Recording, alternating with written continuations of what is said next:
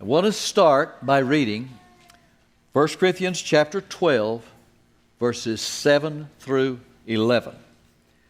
But the manifestation of the Spirit is given to every man to profit withal.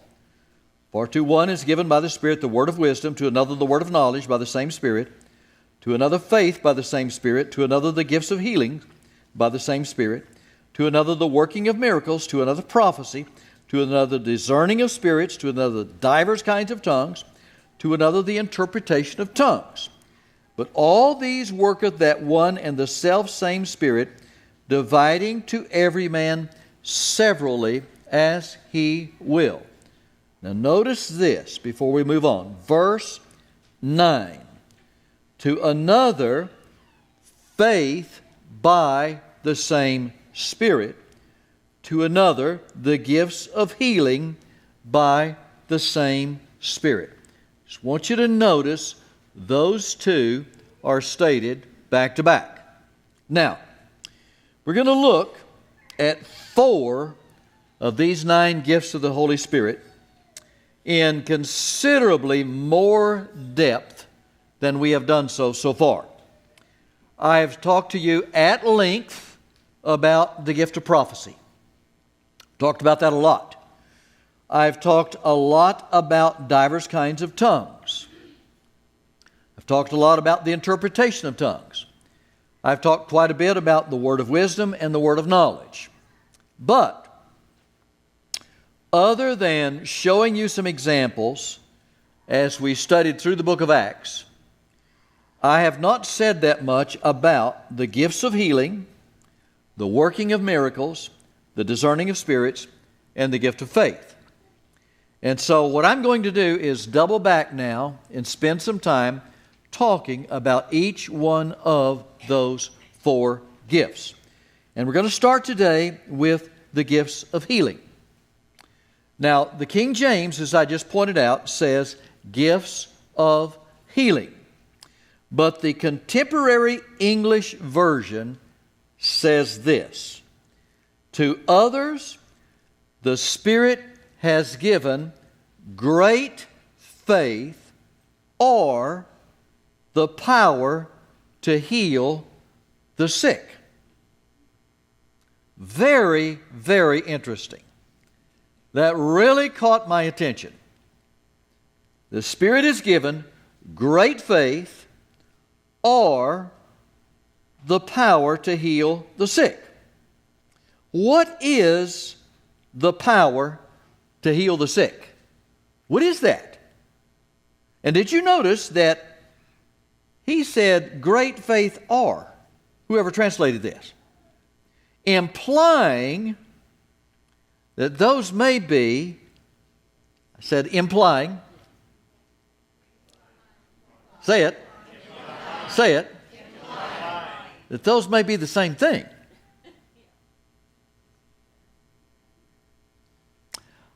No, I don't believe they're the same thing.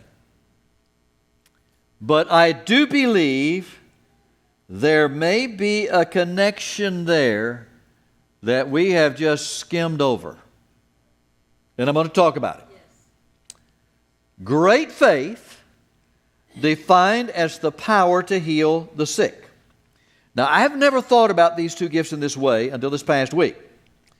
But it does remind me of a couple of other passages of Scripture.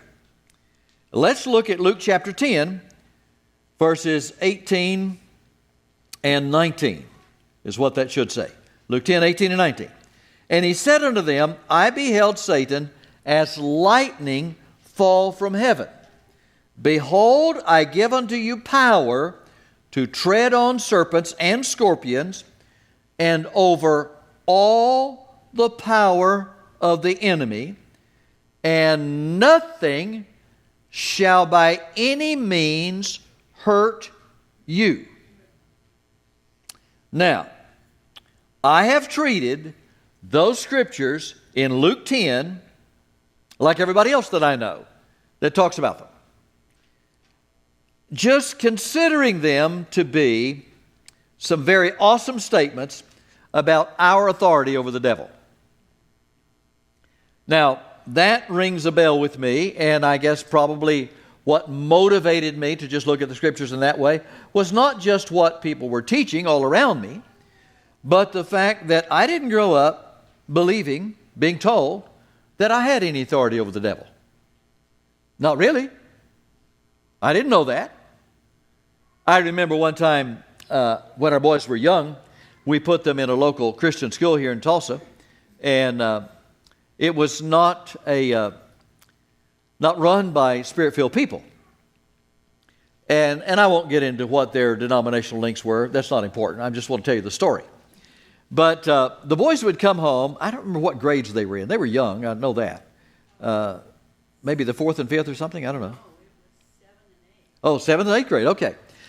Anyway, I'd pick them up or she'd pick them up. We'd be driving home and they'd start talking about what had been said that day. And one of the teachers had told this joke that the way that you get the charismatics out of your church is you put in ceiling fans.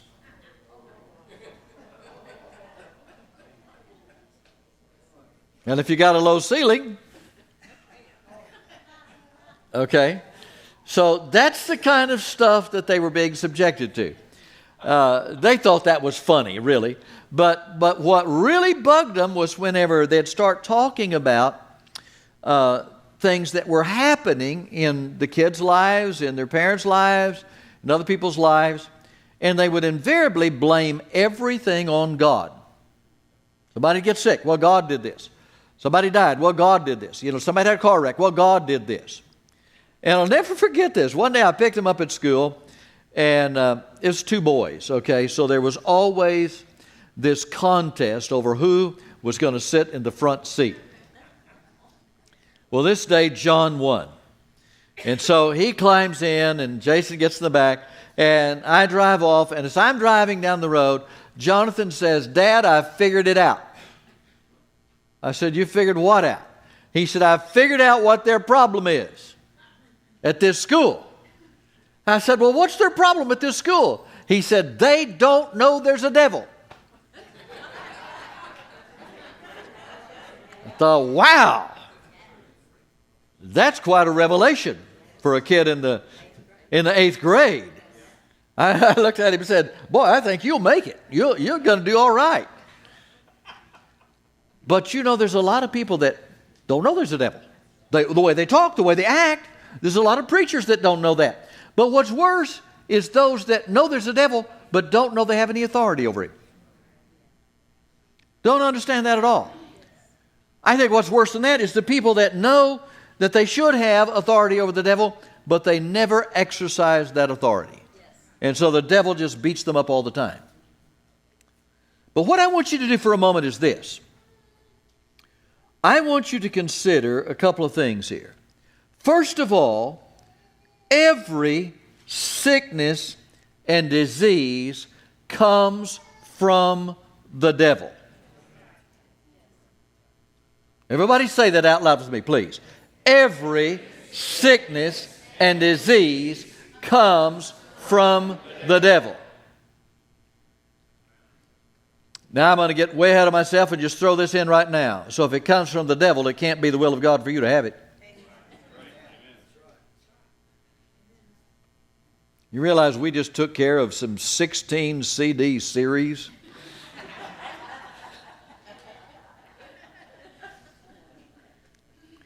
Now,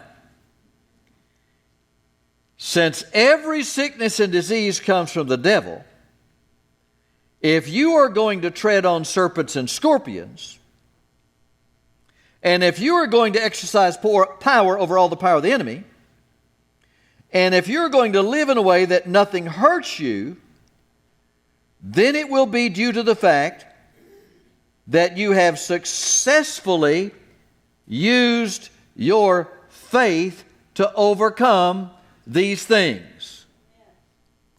In other words, this is not automatic. Now, I know it's probably not wise to actually step on a snake. I know that. I know it's also probably not wise to actually step on a scorpion. But one time I was holding a youth camp out in West Texas. I actually did it several times. But for some reason, they had decided, the guys in charge, to rent this camp facility that should have been torn down 50 years before we got there. It was horrible. Oh, rundown buildings. It was a mess. But for some reason, they rented it. And we had probably 150 kids there, something, out of a whole bunch of kids. Several churches there. And the pastors that were in charge and we all slept in one of the bunkhouses. There was about a half a dozen of us. And so one night, we'd gotten all the kids quieting down and back to their places where they were sleeping and all this kind of stuff.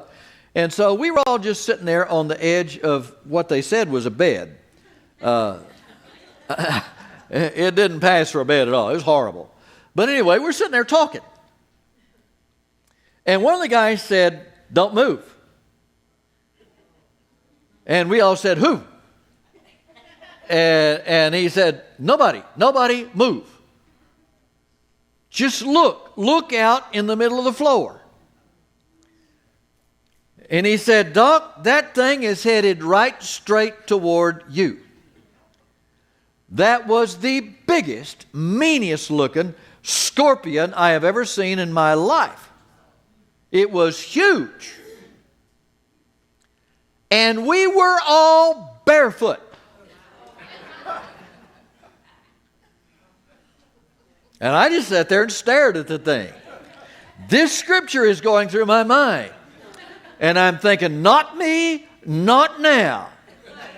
I'm not walking on that thing unless I put on my boots. Thank God one of the guys got up, grabbed a big boot. He had to hit that thing several times to kill it. It was tough. And yeah, I've stomped a snake or two to death because I didn't have anything else to deal with him with. Okay? Maybe not smart, but they're dead. Now, what I want you to do, the reason I told you those stories, is I want you to transition from whatever you have thought serpents and scorpions were. I want you to transition from that to sickness and disease. Can you make that switch? Say this out loud. Serpents and scorpions are sickness and disease. And I have been given power to tread on them.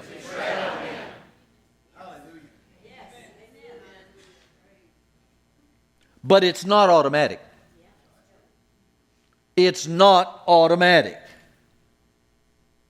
You can tread on them and exercise this power over them, but that will only be true if you do something. And that's true whether we're talking about your life, your health, or whether or not we're talking about the health of other people that you might have opportunity to minister to. Now, if you succeed in doing what Jesus said in these verses, and obviously he believed we could, then that will take great faith. Say these words out loud so it sinks in. Nothing, nothing, nothing, nothing, nothing, nothing shall by any means hurt me.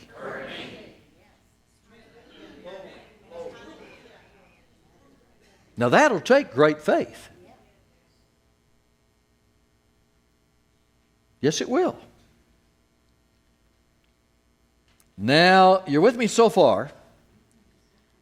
Take the next step with me. It will require more than just a confession of faith on your part. And I wholeheartedly believe in confessing the Word. I fully embrace that. But to do what Jesus said in those verses will require going beyond what we know as general faith. And I'm coming back to that phrase again. Nothing, nothing, nothing, nothing shall by any means hurt you.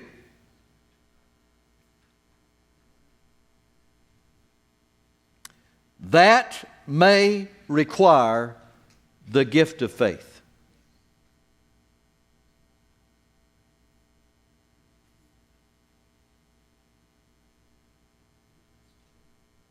I just want you to think. I'm not in a hurry.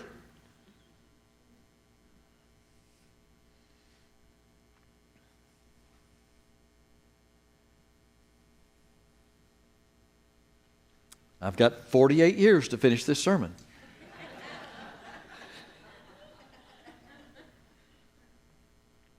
I said that may require the gift of faith.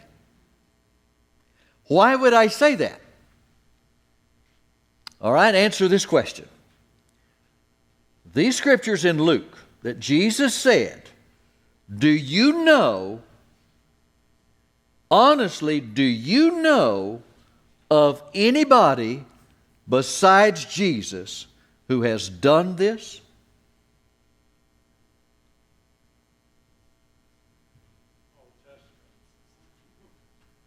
Think about it. In your lifetime, right now, can you name somebody that every sickness, every disease, everything physical that has ever come against them, they have tread on it, they have whipped it 100% completely? You got to be honest about it. Now, I know that these bodies wear out. I know that. I know that. They're not intended to last forever. Just 120 years. Okay? That got shortened, okay, from whatever it started out to be to 1,000 years, 900 years, and on down and down, down and down, and now about 120 years. And most of these bodies don't last 120 years. Now, don't get nervous. Don't get all worked up here. Just listen to me. Virtually anybody that's in their 60s or 70s or so deals with something.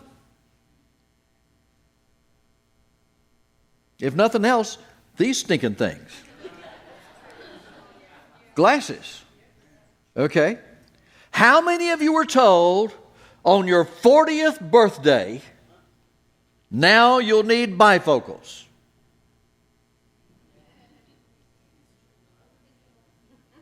Yeah. I never saw that hill that they kept talking about me being over. But if if it wasn't glasses, it was something else. And there are many things, I'm not going to get all this, but there are many, many things that people associate with getting older, physical things that happen to people. And that's where I am at the moment and what I'm talking about. And so whenever I read this in Luke, that I'll tread on serpents, I'll tread on scorpions, I have power over all the power of the enemy, and nothing will by any means hurt me, I am just too honest. I guess. I've been told that. I don't know how you can be too honest, but I had a pastor tell me that one day. You're too intellectually honest. That's what he said.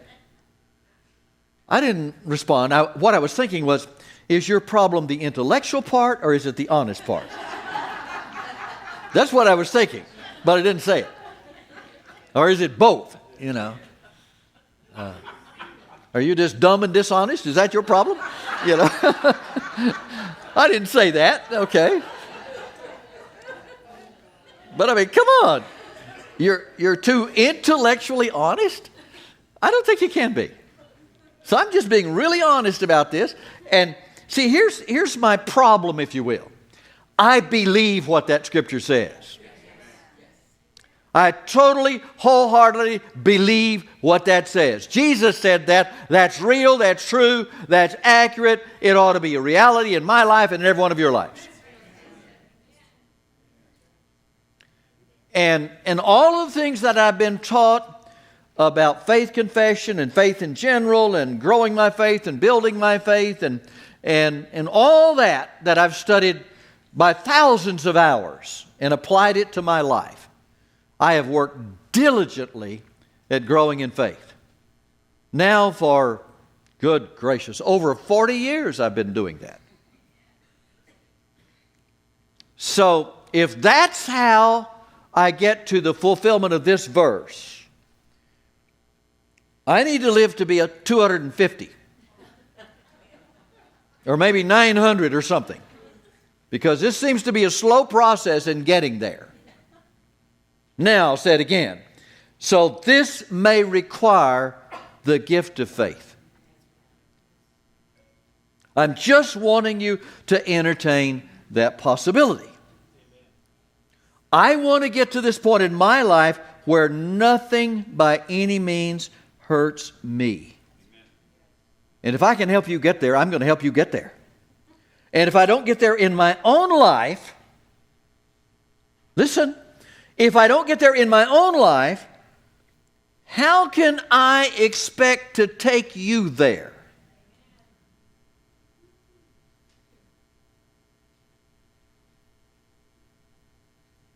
What Jesus described in these verses is how He lived. How He lived every day. No wonder He healed all that were sick. I'm not sure you're really understanding my point yet, so I'm going to say it another way. If I don't have faith for my own healing, how can I have faith for yours? I'm going to ask that question again. If I don't have faith for my own healing, how can I have faith for yours? Now that's a tricky question, because it raises another question. Does this mean that I have to walk in perfect health in order to minister to the sick? No.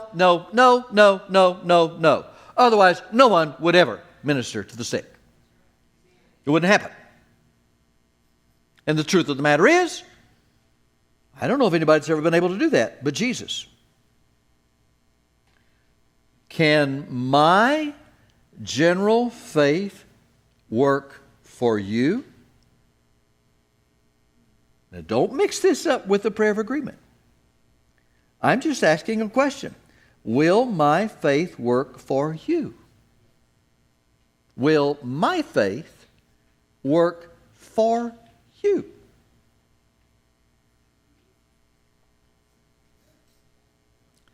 I'm seeing a couple of, and I'm seeing a whole lot of non-committals.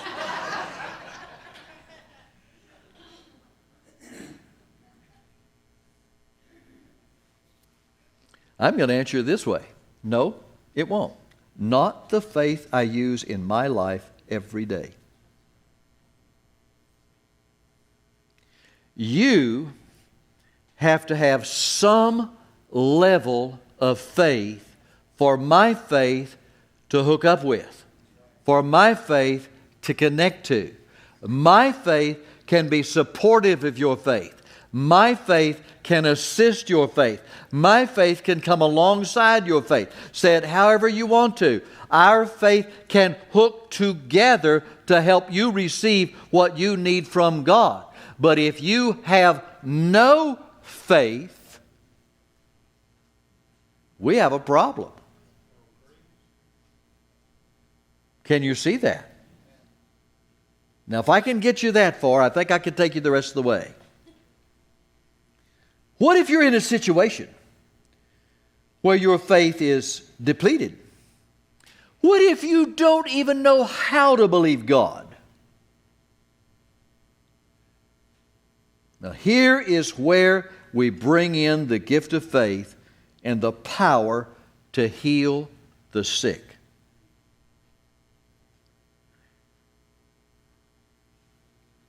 Another little side trip.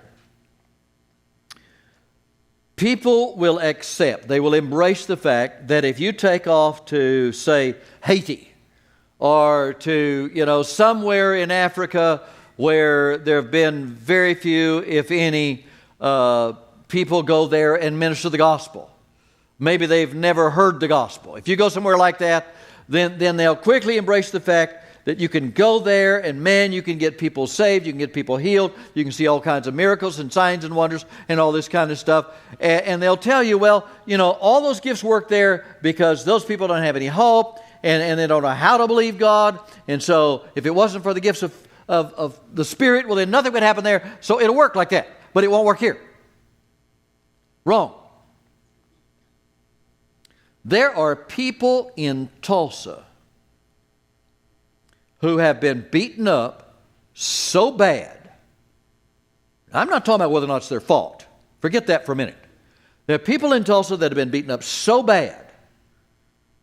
Life, the devil, everything you can imagine has just beaten them around all over the place, and they are in no position whatsoever to use even the tiniest ounce of faith.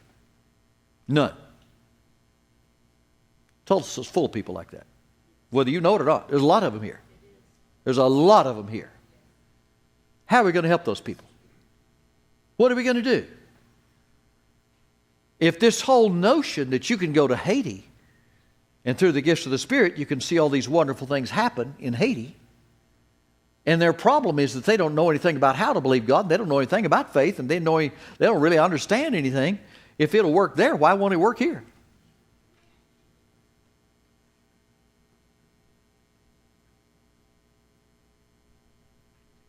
I haven't finished the introduction yet. Just thought I'd let y'all know that, okay? I'm just trying to make you think different, okay?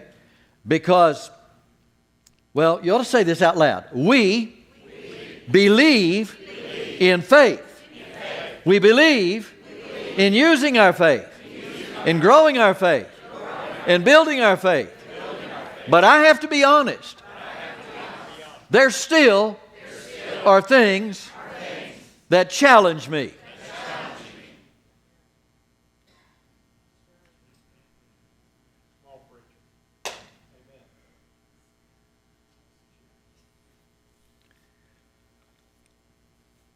Now, if you're taking some kind of pills for something, do not go home and throw them away.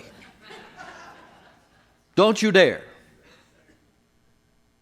Okay? We may get into this later, but I can show you in Scripture where they made up something and took it that was a whole lot worse than any pill you're taking. And they were told to do it. You want to smear rotten figs all over you? Go ahead. Okay? But don't go there. Just listen. Hear me out. Because we have put ourselves in a position unintentionally with the teaching that we've embraced on faith, where we have just kind of cut out of our lives the other things that God could do for us.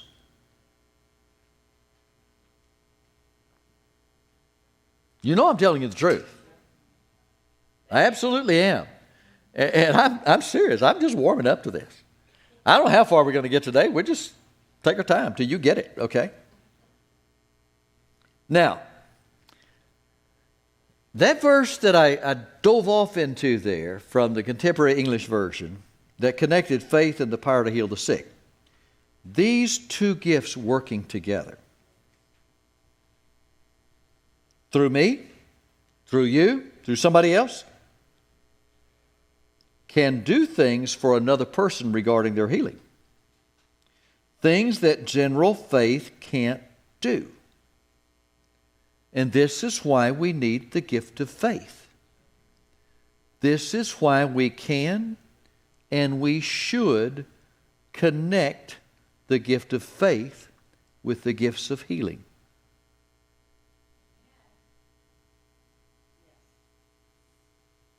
Now, listen to this.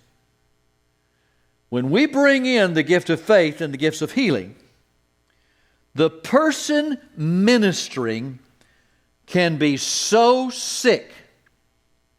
I'm talking about the person laying hands on people. The person praying for people can be so sick they can barely stand up, and the people they minister to get healed. I have done it. When I used to travel all the time, and I do mean all the time, there was one 12-month period I held 53 meetings in 52 weeks. That's a lot of traveling, okay? Actual miles flown. I'm not talking about advantage miles and all that kind of stuff. Actual miles flown. I have flown over 1 million miles on American Airlines and over 1 million miles on Delta Airlines, and that all in the 48 states. That's a lot of actual flying, okay? A lot of actual traveling. And whenever I used to just go and go and go all the time, I would pack up, Donna would take me to the airport, I would leave, and I didn't have any choice but to stay healthy. And if I got where I was going on Saturday afternoon, and man, I was fighting something, it didn't make any difference what it was. It didn't make any difference if my throat was sore. It didn't make any difference if I was coughing, if I felt like I had the flu or some other crazy something. It didn't matter, because Sunday morning I was expected to stand in that pulpit and preach. And sometimes that was twice on Sunday morning, and in one church it was 5 times on Sunday. Preached a lot of churches where it was 3 times, several where it was 4 times. I was expected to be there. I was expected to speak. I was expected to lay hands on the sick.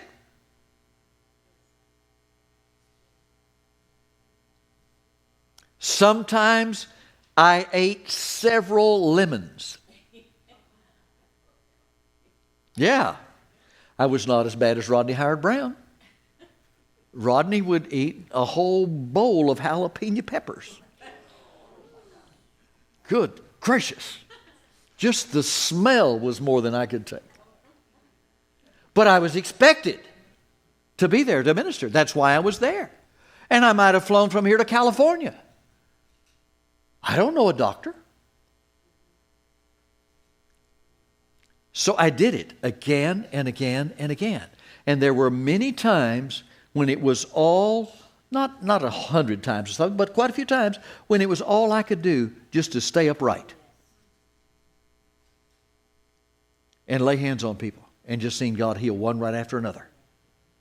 And I couldn't wait to get back to the room and just fall across the bed. Not just exhausted, but just sick. And get up the next day and go again. You say, that's crazy. Well, I was out doing what I was supposed to be doing. But here's what I want you to get out of that. How is it that those people were getting healed and I wasn't getting healed? I was using my faith to get well. And lemons. Whatever else, okay. Thank God for Zicam. All right? But I couldn't, because most of this medication for all kinds of, flu symptoms, cold symptoms, all that kind of stuff, a lot of people will take 2 of those. About half of one of them just sends me out into orbit. They just do funny things to me. I can't take that stuff. So it was just fight through it. But again, the point is, how could I be sick? How could I have a problem and put my hand, I don't want you touching me, you're sick. I didn't tell him I was sick. But how could I do that and then get well? That can only be what we're talking about here. The gift of faith and the power to heal the sick. That's all it can be. Now, all of you that are very familiar with Kenneth Hagin's ministry, you heard him say, if you've known him this long, I met him in 1969. So how long ago was that? In a couple of years, that'll be 50 years, right? Yeah, so 47 years. Okay, 48 years. All right. Well, I started to say it like this, and it'd be true if I'd known him this long, okay? That for 50 years, I heard him say, for 39 years, I haven't had a headache.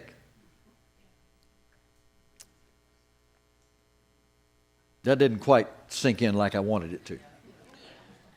For 50 years, he said, I've never had a headache in 39 years.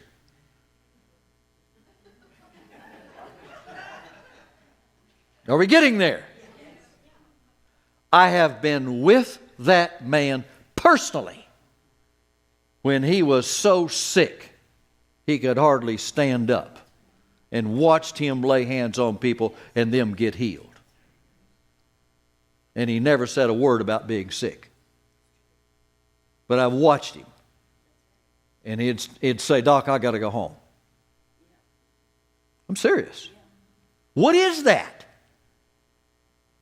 That's not his faith getting them healed. That's the gift of faith. That's the power to heal the sick. Are we getting there? I'm trying my best to get across to you. There is something available to us. It's out there. We know about it, but we have not grabbed hold of it. We have not seized onto this quite like we ought to, and not like we're going to.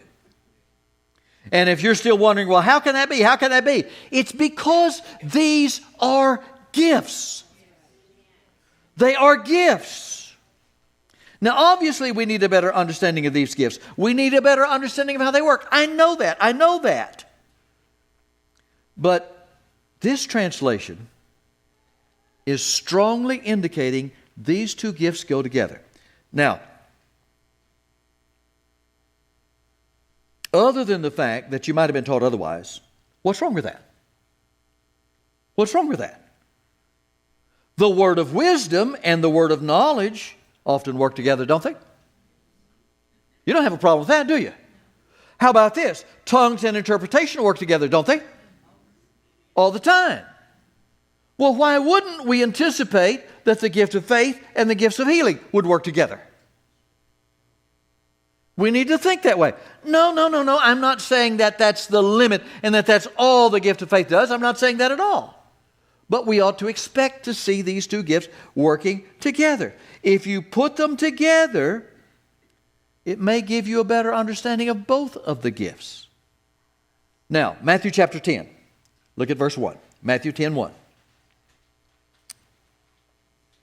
And when he had called unto him his 12 disciples, he gave unto them power against unclean spirits to cast them out and to heal all manner of sickness and all manner of disease. Whoa. And when he had called unto him his 12 disciples, he gave them power to heal all manner of sickness and all manner of disease. Is that what that says? Now, the names of the 12 apostles are these. The first, Simon, who is called Peter, and Andrew his brother, James the son of Zebedee, and John his brother, Philip and Bartholomew, Thomas and Matthew the publican. It's interesting they stuck that in there. James the son of Alphaeus, and Lebbaeus, whose surname was Thaddeus. I guess you could just add EUS to the end of any name and do something interesting with it.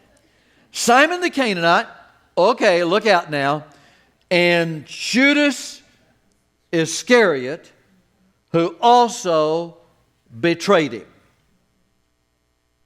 These 12 Jesus sent forth and commanded them, saying, Go not into the way of the Gentiles, or into the city of the Samaritans, enter ye not, but go rather to the lost sheep of the house of Israel, and as ye go, preach, saying, The kingdom of heaven is at hand, heal the sick. Heal the sick, cleanse the lepers, raise the dead, cast out devils. Freely ye have received, freely give. Now I know, because I've heard it, the typical religious response to this is, but that's the 12 disciples. And Jesus never expected the rest of us to do this. Why not? Why not? Those 12 men are dead. They're gone. 11 of them are in heaven. Step with me now, okay? Did Jesus just accept the notion that when those 12 men were gone, these great gifts would disappear from the earth? No. But for much too long, the church has been willing to accept that idea, or at least to limit this to only a few very, very special people. Oh, but now I'm not spiritual enough to have the power to heal the sick. What about Judas?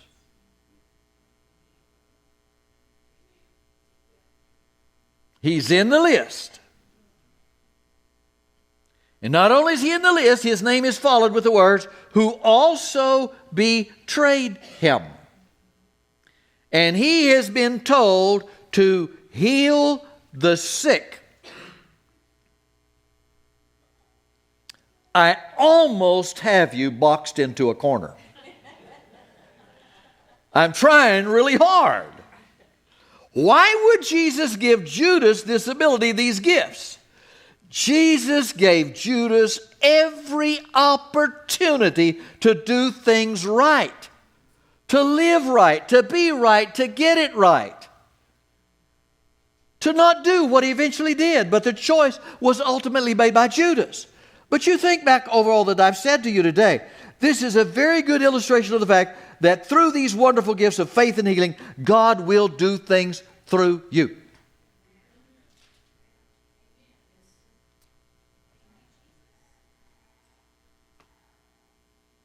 That's the introduction. Now, say this out loud with me. Say it out loud. I am going to adjust my thinking. I'm going to think like this. God wants to use me to heal somebody.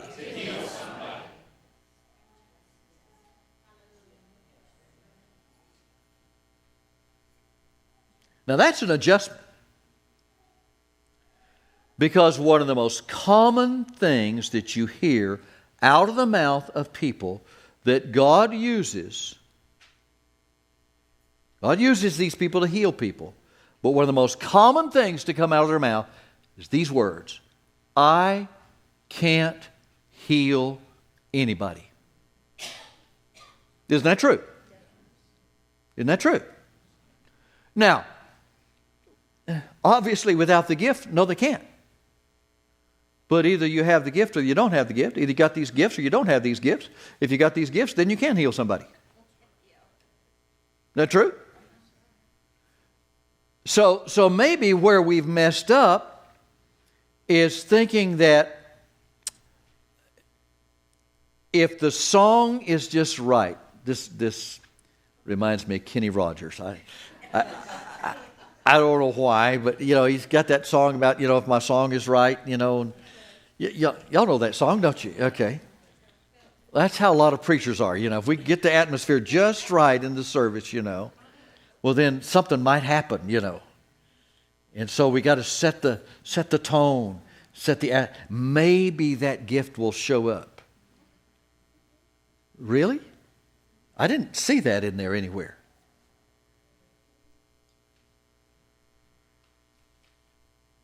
Well, you mean God really God might give me the gift of faith and gifts of healing? Well, I don't hear you selling Jesus for 30 pieces of silver. You're more right with God than he ever was. If he had give these things to him, I give you power. That's what Jesus said, wasn't it?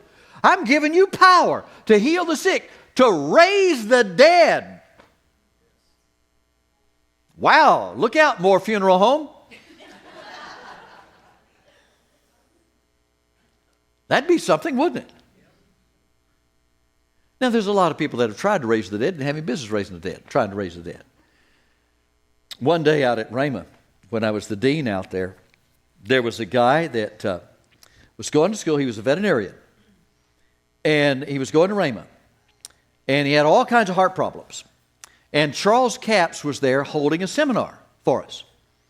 And Charles Capps knew this veterinarian real well. They knew each other quite well. And so the veterinarian came to me and he said, would it be okay with you and with Brother Hagin if we made arrangements and you talked to Charles, and I could pick Charles up every morning and bring him to school, and take him back to his hotel and night. And I could do that for y'all if everybody's okay with that. And I said, well, Brother Hagin's out of town, and Aretha's out of town, and Ken Jr.'s out of town, and Lynette's out of town. So I guess it don't make any difference if it's all right with them or not. It's fine with me. Because if you don't do it, I'll have to do it. And I love Charles, and that'd be great, but I got plenty to do. So you go pick him up. That'd be fine. Now that's important for the rest of the story. Because we had a speech class back then. I had a speech teacher, and you actually had to give speeches in this class. And so it comes during that week of the seminar, it comes this veterinarian's time to give his speech. And so he had his wife, who was not a student, come to Broken Arrow to attend the class where he's going to give his speech. And you had to turn in an outline ahead of time and tell the professor what your speech was going to be about. And he was going to talk about how to raise bees and how to take care of beehives. That's what his speech is supposed to be about. Well, he gets up to give his speech, and his wife is sitting right there in front of him. And I think the speeches had to be like 12 minutes long or something like that. For 12 solid minutes, this guy stands there and talks about how wonderful his wife is, what a precious person she is, and how good she's been to him all of his life, and all the junk she's put up with, and how dear and precious and wonderful she was. He never mentioned bees, not a single time. Not once. Walked back to his seat, sat down, took his last breath, fell over dead in the floor.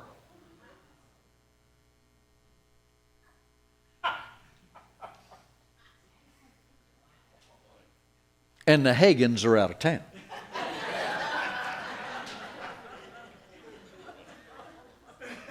And I got 500 Rhema students trying to raise this boy from the dead.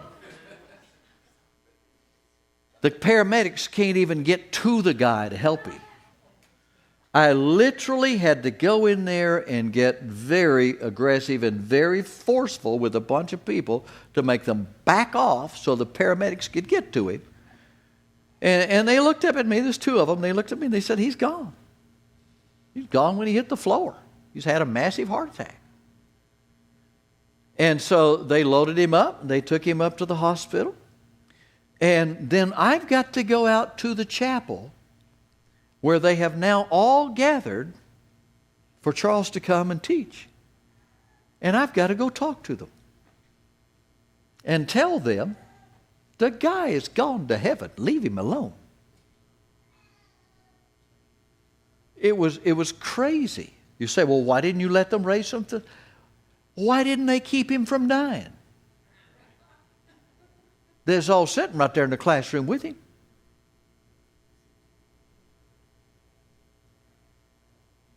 I don't know where this sermon is going. I don't have any idea.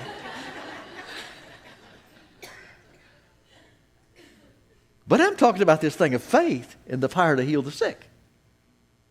The power to raise the dead. We got a lot to learn, folks. Now, I knew what was going to happen that afternoon because it was just circulating all over the school.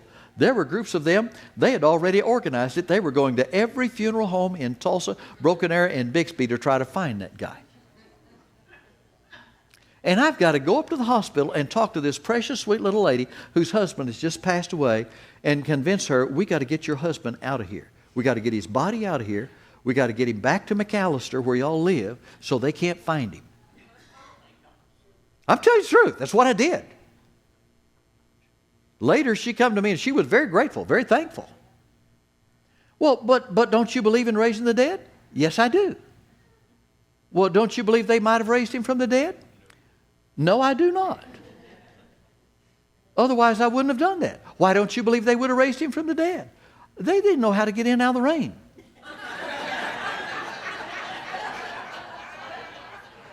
My goodness. I'm just telling you the truth.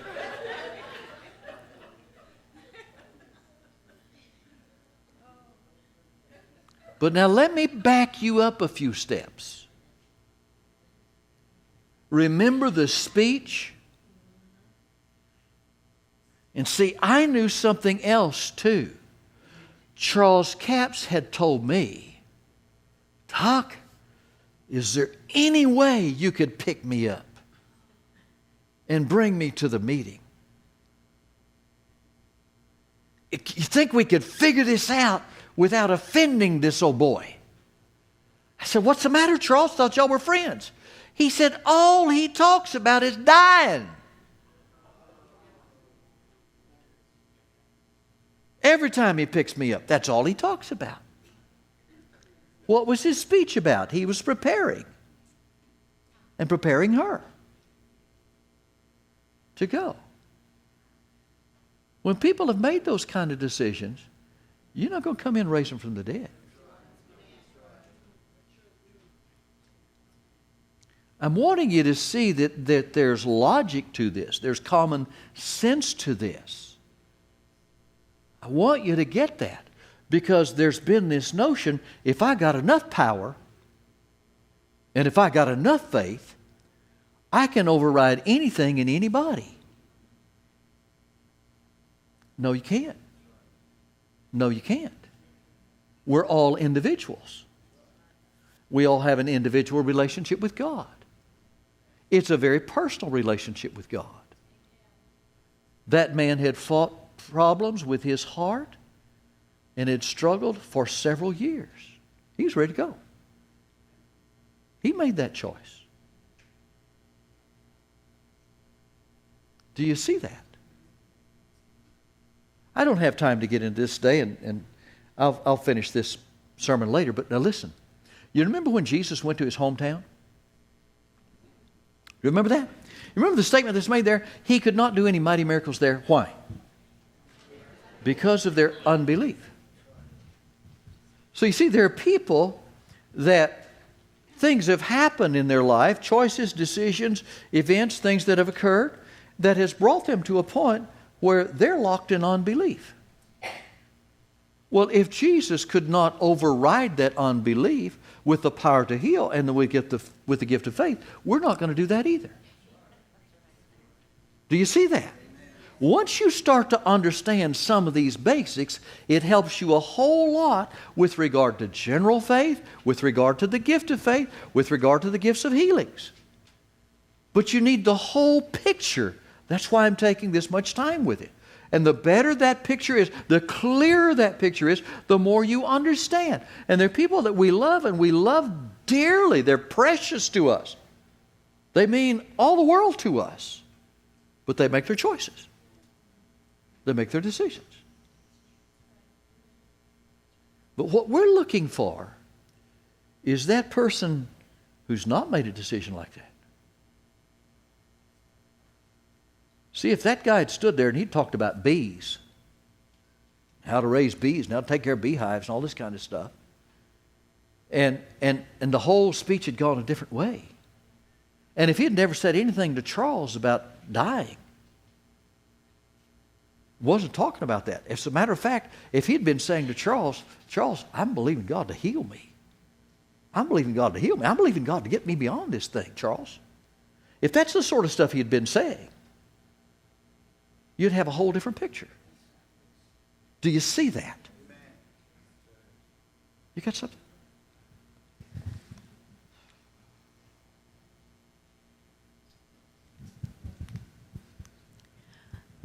Shuto kata so nomona no kesteve so yono sotete. Mo otaka shaya de kista mono shavosata kayo no mono yoso. Ito ko shoseya do costa mono dista yosi to como sanae se ye de beye so oyo koda yamo sayashtaba satia. It is a picture. It's a picture that I'm going to paint for you very carefully and very clearly. For there have only been a few over the hundreds of years who've had a grasp of what you're hearing about. Many have thought the wrong thing because they only saw a little bit of this, a little of that, a little of something else. And never did they understand how all of these things fit together. Yes, these are gifts. And I have given these gifts to some of you. I will give them to more of you if you'll but receive them. For the need is tremendous, the need is great. But before you run out and rush out to use the gifts, get the picture. Maya kutata, so no keno sina mea nako, so taga sa hota mana. Ita kra so to oto, cha ota kama, nenye nako ya, so desa sabisa ma. Jesus, the Lord from heaven, came to this earth with this understanding. He grew in wisdom and understanding. In fact, by the age of 12, he already understood things that you have yet to grasp. He had a deep understanding and saw the whole picture because he was in no way influenced and affected by the negative things that have hit your life. He was tempted in all points like as you are, yet without sin, yet without failure, yet without falling ill and into sickness and disease. So it was easier, if you will, for him to see the picture, but not easier really, because he knew the price he would pay to make it possible. So makata, so yota, sa tadamanona kese, for ostakraya, sa komoso note de yeto, kovodamana, da bayosote, sa otakraya, stamoneni, yakataya so ewa. Now I've taught you and taught you and taught you how I want to work through you to speak to you. I've taught you about prophecy. I've taught you about diverse kinds of tongues. I've taught you through my servant about the interpretation of tongues. And these are ways that I want to speak into your life. Now I want to talk to you not just about the ways that I speak to you and the ways that I speak through you, but the ways that I want to work through you. Because I do want to work through you. Because I see availability here.